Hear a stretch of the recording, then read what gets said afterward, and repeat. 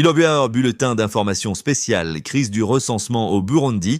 Le recensement national prévu au Burundi fait face à une crise majeure mettant en lumière des allégations de détournement de fonds et un conflit entre le gouvernement et les organisations internationales. Voici les principaux points de la situation. Dans le bubulaire, contexte du recensement. Le recensement, prévu pour durer 24 jours, doit mobiliser environ 18 000 enquêteurs, principalement des jeunes sans emploi. Le projet est soutenu par plusieurs organisations internationales, dont le Programme des Nations Unies pour le développement, l'UCID, l'Organisation internationale pour les migrations, la FAO, le Fonds international pour le développement agricole, l'UNESCO, l'Organisation des Nations Unies pour l'urgence humanitaire, la JICA et l'UNICEF sur le financement. Un désaccord a éclaté entre le gouvernement burundais et les bailleurs de fonds internationaux concernant le versement des salaires aux enquêteurs. Les organisations internationales souhaitent payer directement les enquêteurs, tandis que le gouvernement insiste pour que les fonds transitent par ses comptes. WWS, allégation de détournement de fonds.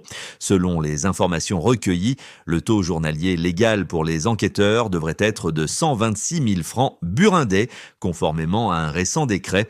Cependant, le gouvernement prévoit de ne verser que 30 541 francs burundais par jour aux enquêteurs. Cette différence suggère un potentiel détournement de 95 459 francs burundais par personne et par jour. Sur l'ensemble du recensement, cela pourrait représenter un détournement total de plus de 41 milliards de francs burundais.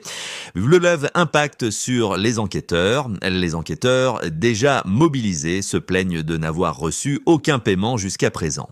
Beaucoup affirment souffrir de la faim, n'ayant pas reçu les 10 000 francs burundais promis quotidiennement pour leur subsistance. Diovuleuse, inquiétude sur la qualité du recensement. Ce conflit soulève des questions sur la fiabilité et l'exhaustivité du recensement à venir. Des experts craignent que le manque de ressources adéquates ne compromette la qualité des données collectées. Réaction et perspective, les organisations de la société civile appellent à une enquête transparente sur ces allégations de détournement. L'opposition politique dénonce ce qu'elle qualifie de scandale d'État et demande la suspension du processus. Le gouvernement n'a pas encore réagi officiellement à ces accusations. La situation reste tendue et évolutive. Les prochains jours seront cruciaux pour déterminer si le recensement pourra se dérouler comme prévu ou s'il devra être reporté en raison de cette crise. Les observateurs internationaux suivent de près ces développements qui pourraient avoir des implications significatives sur l'aide internationale future au Burundi. Partons à Muyinga. Une enquête exclusive de notre rédaction révèle un scandale financier d'envergure au cœur de l'administration locale. 2 hauts responsables de la commune de Muyinga sont actuellement détenus dans des conditions pour le moins inhabituelles. Il s'agit de Laurent Kayumba, conseiller du maire pour le développement, et d'Innocent Ngaboyongeye, ingénieur communal. Ces 2 hommes sont accusés d'avoir détourné une somme colossale, plus de 200 millions de francs burundais. Cet argent était destiné à la construction d'un nouveau bâtiment communal, un projet lancé en août 2022 et aujourd'hui presque achevé. Mais l'affaire prend une tournure encore plus troublante, selon nos sources. Ces 2 responsables ne seraient pas détenus dans une prison officielle, mais au domicile même du chef des renseignements de la province, Wilson Nzizabira, situé dans le quartier Gazeni, à Muyinga. Laurent Kayumba est soupçonné d'avoir détourné plus de 150 millions de francs burundais, tandis qu'Innocent Ngaboyongeye aurait, lui, détourné plus de 50 millions.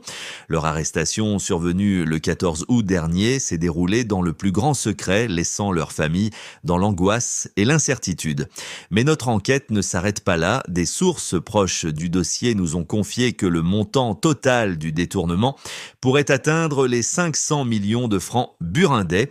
Plus troublant encore, le maire de la commune, Amédée Misago, serait lui-même impliqué dans cette affaire. Selon nos informations, le maire aurait orchestré l'arrestation de son conseiller et de l'ingénieur dans le but de les intimider et d'étouffer l'affaire. Une manœuvre qui soulève de nombreuses questions sur l'étendue réelle de ce réseau de corruption.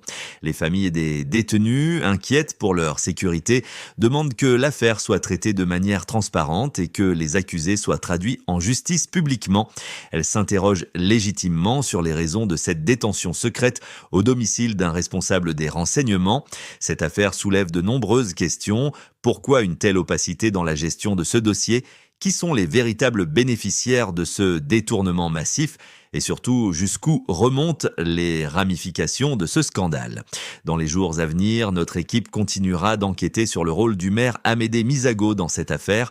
Nous ne manquerons pas de vous tenir informés des derniers développements de ce scandale qui ébranle les fondations même de l'administration locale de Muyinga. Scandale financier et risque de fiabilité dans le recensement national burundais. Notre enquête exclusive révèle l'ampleur alarmante du détournement de fonds prévu dans le cadre du recensement national au Burundi. Voici les principaux points de cette affaire. Détournement massif de fonds. Les autorités auraient prévu de détourner environ 1,7 milliard de francs burundais par jour. Sur les 24 jours du recensement, le montant total détourné pourrait atteindre plus de 41 milliards de francs burundais. Ces fonds proviennent d'organisations internationales comme l'OIM, la FAO, l'UNICEF, l'OIT et l'OMS. Risque sur la fiabilité des données. Les agents recenseurs sous-payés pourraient être tentés de falsifier les données pour alléger leur charge de travail. Chaque agent doit recenser 10 ménages par jour, un objectif jugé irréaliste par les experts. Les pressions exercées sur les agents risquent de compromettre sérieusement la qualité des données recueillies. Implication pour les organisations internationales. Les organisations comme l'OIM, la FAO, l'UNICEF, l'OIT et l'OMS risquent de ne pas obtenir de données fiables dans leurs domaines respectifs. Cette situation pourrait avoir des répercussions graves sur les futures politiques et aides internationales destinées au Burundi. Développement récent à Muyinga, un scandale local impliquant le maire Amédée Misago a éclaté. 2 responsables communaux sont actuellement détenus dans des conditions suspectes. Le montant détourné dans cette affaire s'élèverait à 500 millions de francs burundais. Appel à la transparence. Les familles des détenus demandent un procès public pour garantir leur sécurité. Des voix s'élèvent pour exiger une enquête approfondie sur l'ensemble du processus de recensement. Cette affaire soulève de graves questions sur la gouvernance et la transparence au Burundi. Nous continuerons à suivre de près ces développements qui pourraient avoir des conséquences majeures sur l'avenir du pays. Restez avec nous pour la suite de votre journal. Je suis Nicolas en direct de Bujumbura.